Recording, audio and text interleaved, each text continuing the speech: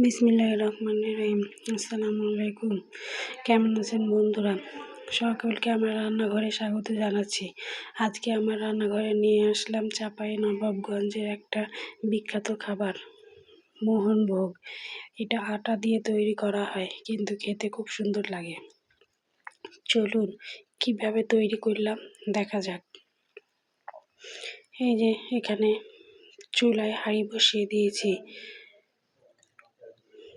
এখন হাঁড়িতে 2 চামচ ঘি দিয়ে দিলাম।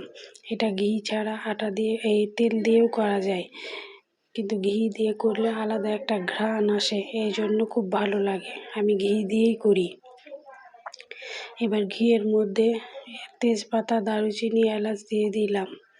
দিয়ে হাফ বাটি ময়দা, এটা আটা ময়দা যে কোনো কিছু দিয়ে করা যায়, তো আমি ময়দা দিয়েই করছি। এই যে ময়দা দিয়ে এখন আস্তে আস্তে ভেজে নিচ্ছি। ময়দাগুলোকে সুন্দরভাবে লাল করে ভেজে নিব। ময়দা ভাজার সময় চুলার আঁচ একদম হালকা রাখবো, না হলে লেগে যেতে পারে।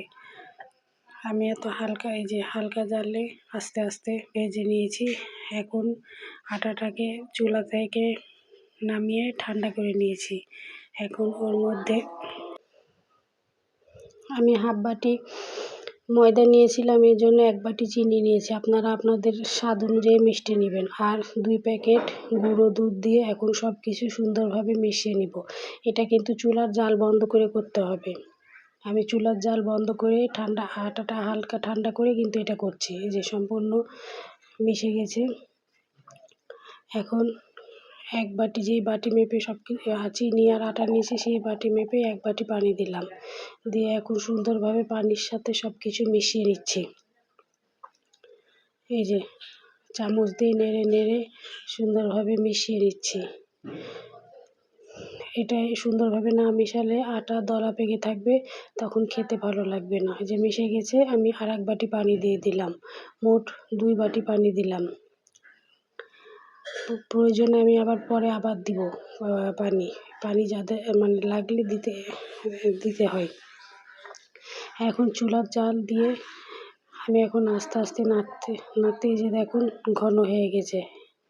আমার পানির প্রয়োজন, এই জন্য আবার আমি হাফ বাটি গরম পানি দিয়ে দিলাম। দিয়ে এখন অনবরত নাড়তে আছে। এই পর্যায়ে কিন্তু অনবরত নাড়তে হবে, না হলে নিচে ধরে নেবে।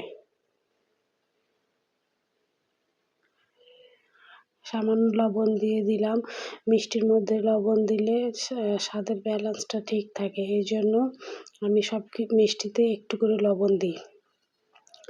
এই যে অনবরত আমি নাড়তে আছি। আমি কিন্তু নাড়ানো একবারও থামাইনি। না নাড়লে নিচে ধরে নেবে।